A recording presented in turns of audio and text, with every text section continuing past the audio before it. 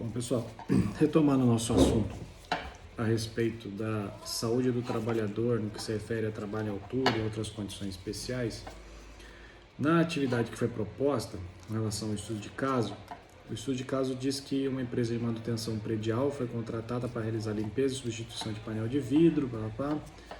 A atividade vai ser feita por uma equipe terceirizada, composta por 4 trabalhadores experientes, 2 técnicos de segurança da contratante são responsáveis. Então, contratante é a empresa que está contratando, prestador é a empresa que está prestando serviço. O que ocorre é que, quando a contratante é uma empresa grande, como uma multinacional, imagina na minha situação, né? Hoje eu estou com essa situação aqui. Então, tem uma multinacional que fatura de dólar por ano e tem uma empresa de obra que foi contratada para fazer esse serviço. Essa empresa de obra, ela não tem funcionário especializado em vidro, então ela contratou outra empresa. Então o que a gente tem ali é uma empresa grande que contrata uma outra empresa que contrata uma outra empresa. O que ocorre? O serviço sendo executado dentro da primeira faz com que ela torne-se, né, ela é chamada de tomadora de serviço e toma para si a responsabilidade de tudo que está acontecendo lá dentro. Qual que é a grande preocupação de uma empresa como essa, né, uma empresa de grande porte? Se acontece um acidente com ou sem morte e esse acidente vira um processo, vira uma execução que envolve o pagamento de indenização, essa indenização provavelmente vai ser cobrada da grande empresa, porque ela é que tem mais condições de arcar com os valores.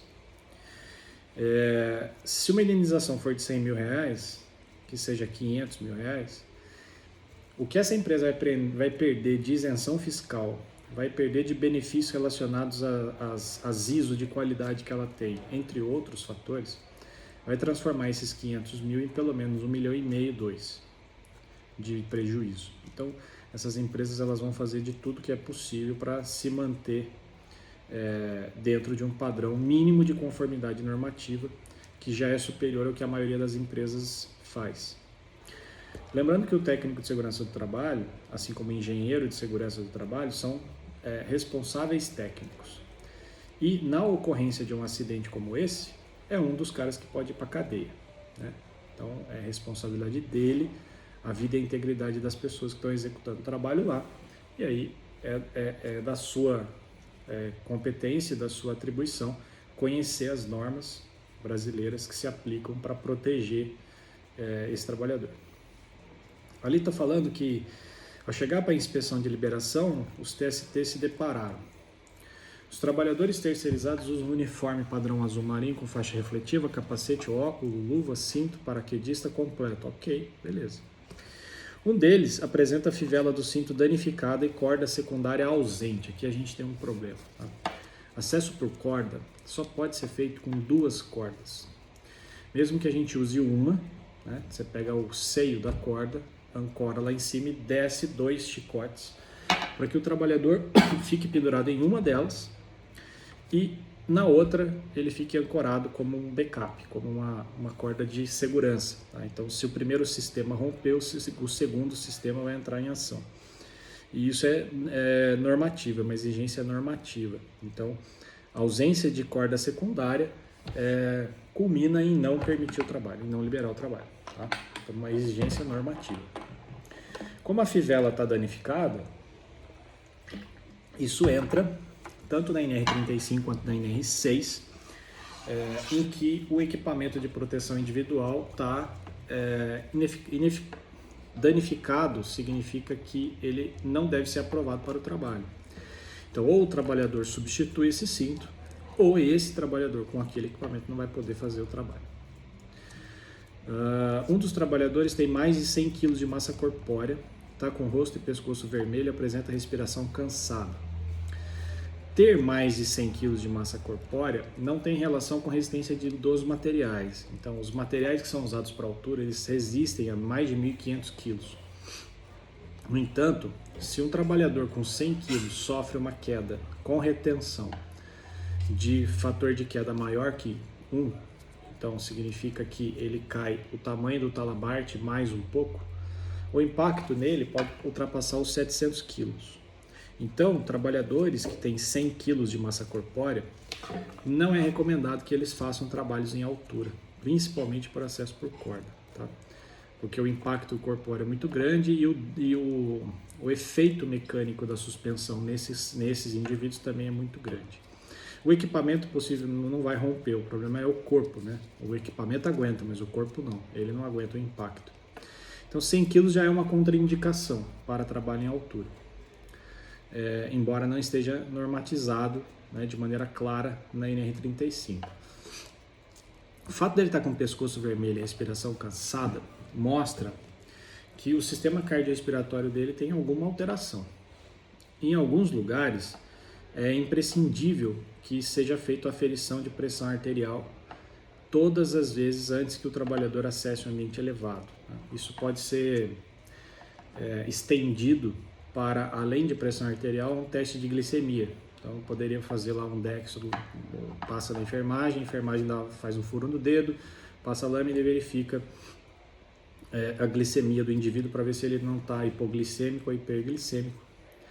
E nesse caso, isso pode ser uma alteração de pressão arterial e a aferição pré-atividade poderia ser uma medida interessante a ser executada aí.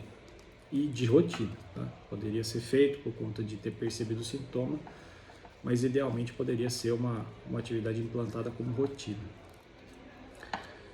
A empresa terceirizada apresentou certificados de capacitação recentes, mas um dos certificados está digitalizado e sem assinatura do participante. Não consta o campo de assinatura do participante. E aí eu te faço a pergunta, né? E daí? Não tem assinatura do participante. Só que na norma regulamentadora número 1, a gente tem a informação de que toda capacitação para a área de segurança do trabalho dentro do âmbito das normas regulamentadoras é obrigatório que tenha o campo de assinatura do participante. Então, se o certificado do curso ele não tem o campo de assinatura do participante, ele não atende norma regulamentadora, beleza? E aí você não pode aceitar esse certificado. Além disso, você precisa verificar se o certificado que ele está te apresentando, se ele cumpre a exigência da NR1 em termos de certificação de treinamento, se ele cumpre a NR35 em termos de carga horária, periodicidade e conteúdo programático. Então você tem que pegar, virar o certificado no verso, olha o conteúdo que está lá, verifica se o conteúdo está de acordo com o que está previsto na norma. A norma te dá o conteúdo mínimo que deve ser colocado no treinamento, e aí esse certificado tem que, portanto, ter minimamente aquilo que está descrito lá. Ele pode ter mais, mas não pode ter nada menos.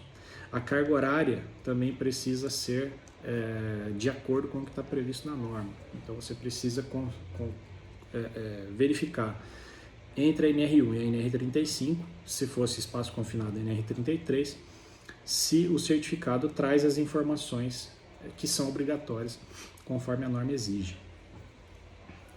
O local tem tráfego intenso de pedestres no entorno e um café no térreo com mesas ao ar livre. Então, toda atividade em altura deve ter isolamento da área ao seu entorno e abaixo de onde está ocorrendo. Então, eu não posso, em hipótese alguma, colocar um serviço em cima de um telhado e lá embaixo manter a passagem livre das pessoas, né? Então, faz parte do trabalho em altura a sinalização e o isolamento de área. Então, é obrigatório, não vou nem dizer necessário, mas é obrigatório que ocorra isolamento. Tá? Isso pode ser feito pelo técnico de segurança da contratante, mas idealmente deve ser feito pelo próprio prestador de serviço, uma vez que é responsabilidade do trabalhador que vai executar essa atividade se preocupar com o isolamento de área. O problema não é só o trabalhador cair, coisa que eu já falei no vídeo anterior, uma vez que se ele tem sistema de proteção contra a queda, é possível que se ele cair ele vai ter uma queda com retenção. Mas o que pode acontecer é queda de material, né? Então o cara derruba uma ferramenta em cima de alguém, derruba objetos, às vezes quebra um pedaço de alguma estrutura e derruba lá embaixo e pode acertar uma pessoa que tiver um transeunte lá, ou veículos, ou pessoas, ou crianças, animais, e gerar um acidente com terceiros.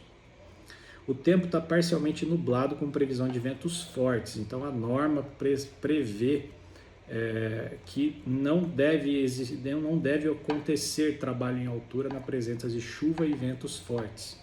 Então, enquanto a gente considera que o tempo vai virar, a gente já começa a parar o trabalho em altura. Tá? Não pode ter trabalho em altura na chuva e não pode ter trabalho em altura com ventos fortes ou descargas atmosféricas, por uma questão óbvia de segurança.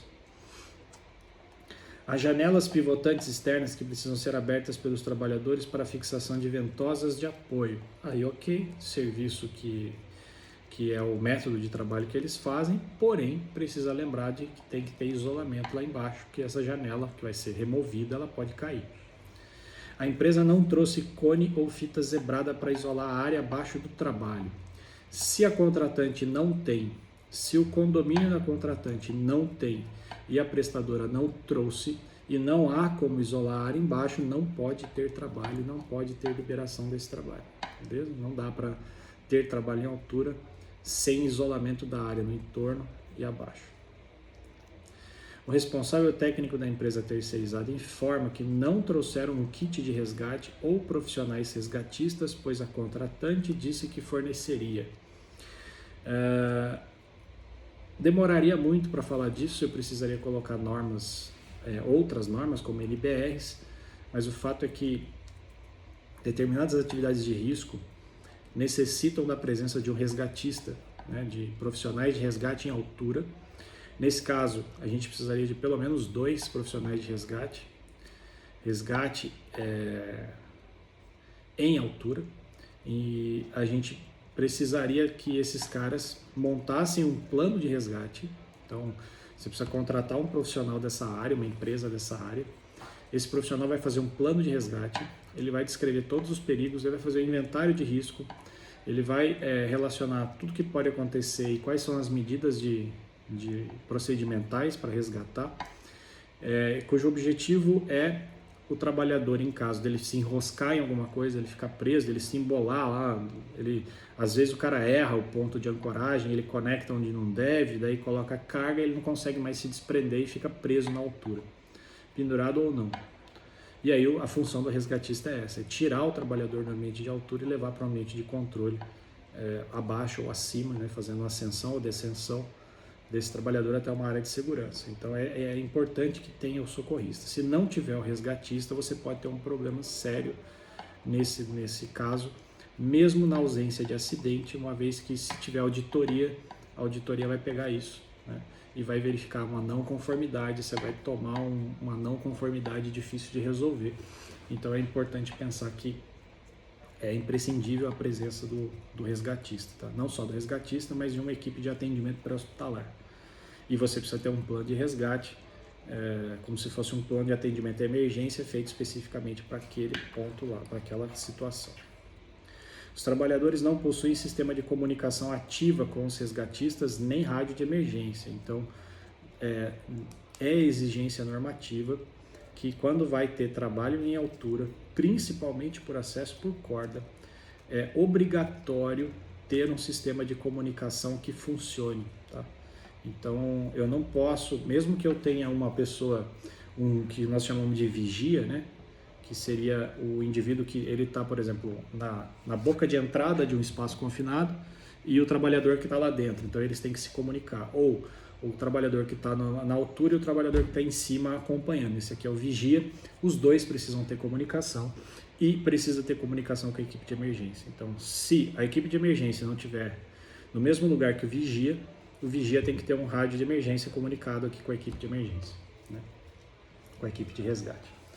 E aí tem algumas perguntas, né? Você libera ou não a atividade? Não, por uma série de razões. Não tem. O certificado não pode ser aceito, o cinto tem que ser substituído, o trabalhador não está bem de saúde, o trabalhador tem mais de 100 quilos e é questionável se ele deveria trabalhar em altura, não tem isolamento da área abaixo, o tempo está nublado, está apresentando risco de virar, não tem material para isolar a área de baixo, não tem rádio, então esse trabalho não pode acontecer. Tá? Então a resposta é essa. Libera ou não? Não, não libera, por uma série de fatores. Principais itens que devem ser avaliados ou corrigidos, eu comentei. Elabore um checklist mínimo de verificação baseado na análise de risco da tarefa. Aí você precisa pesquisar um pouco sobre APR, né, de análise preliminar de risco, e de PT, que é permissão de trabalho. Descreva em tópicos quais documentos você exigiria da empresa terceirizada. Então você precisa ter o PGR, o PCMSO e o ASO dos trabalhadores que estão envolvidos. Você precisa consultar se esses documentos estão válidos. Então você precisa conhecer a validade normativa da NR1, PGR, da NR7, PCMSO. Você precisa verificar se os atestados de saúde desses trabalhadores estão válidos em data, se fazem parte do PCMSO que você recebeu, se o ASO contempla trabalho em altura. Porque não adianta ele ter ASO, atestado de saúde ocupacional, ele tem que ter um ASO para trabalho em altura, tem que estar escrito que é para função que envolve a altura. Você precisa ter os documentos relacionados à capacitação do funcionário. Então ele fez o curso de NR35, você tem que ter o certificado tem que estar válido, tem que consultar a validade pela norma NR35, o conteúdo programático, tem que ter a assinatura de quem foi o instrutor, de quem foi o responsável técnico e de quem é o participante, e você precisa ter documentos que comprovam a proficiência do instrutor que ensinou esses caras, tá? Toda vez que a gente faz um curso de NR35, que você compra um curso de NR35, você precisa guardar os dados do instrutor, não só os dados, mas os certificados que ele tem. A norma prevê que o instrutor tem que ter proficiência, mas não existe um curso específico. Então, quando alguém dá um curso de NR35, você vai lá e pede para ele te dar todos os certificados que ele tem de formação que dão para ele proficiência no assunto relacionado à altura. Então, você precisa ter esse tipo de documentação também, porque se você tiver o certificado e ele atende à norma, mas você não sabe quem é o instrutor e você não pode provar a proficiência, o certificado também não tem validade porque você não prova a proficiência do instrutor. Então, você precisa ter a documentação do trabalhador e do instrutor dele. Geralmente, a gente já tem que orientar a própria empresa que compra esse treinamento a pedir essa documentação para a empresa que fornece o serviço de treinamento. Então você vai precisar minimamente disso daí. Você vai precisar aí o plano de resgate. Então PGR, PCMSO, os ASOS, né, dos trabalhadores, curso de NR35, se dependendo da situação, curso de acesso por cordas, e precisa do plano de resgate. Tá? Em caso de liberação futura, quais medidas preventivas adicionais você implementaria condicionando riscos simultâneos e condições meteorológicas? E a gente já comentou, precisa de rádio, precisa de isolamento, não pode trabalhar na chuva. Quais exames os trabalhadores devem ter feito para o coordenador do PCMSO aprovar a aptidão? No vídeo anterior eu comentei sobre isso e no material anexo também. Então esse indivíduo ele tem que ter passado por exame médico, ele deve ter feito exame clínico e complementar, ele deve ter feito pelo menos um exame de glicemia de jejum, um eletrocardiograma, um eletroencefalograma, um exame de acuidade visual e um exame de audiometria, né? Ele poderia ter outros exames, como radiografia, como espirometria, testes de função pulmonar, entre outras, hemogramas completos, exame de urina, etc. Mas minimamente ele precisa ter essa avaliação, sendo que o exame clínico já está, portanto, contemplando dois aspectos, que são o músculo esquelético, né, o ortopédico, e o psicossocial, né? Se o trabalhador não for avaliado do ponto de vista psicossocial, e isso não estiver claro dentro do PCMSO, como é que você prova, né, como é que você evidencia que esse trabalhador tem condições emocionais de trabalhar no ambiente elevado, certo? Então essa seria mais ou menos uma linha de raciocínio a respeito disso. Espero que isso tenha esclarecido algumas coisas da prática. Não haveria como você responder isso antes talvez nem no terceiro módulo de um curso de segurança do trabalho as pessoas tenham tanta proficiência para responder essas coisas de uma maneira pertinente, né? Porque você vai aprender isso na prática, vai aprender fazendo estágio, vai aprender trabalhando. mas eu espero que tenha aberto a sua cabeça para a realidade do que é a saúde do trabalhador. Beleza? Até depois. Valeu.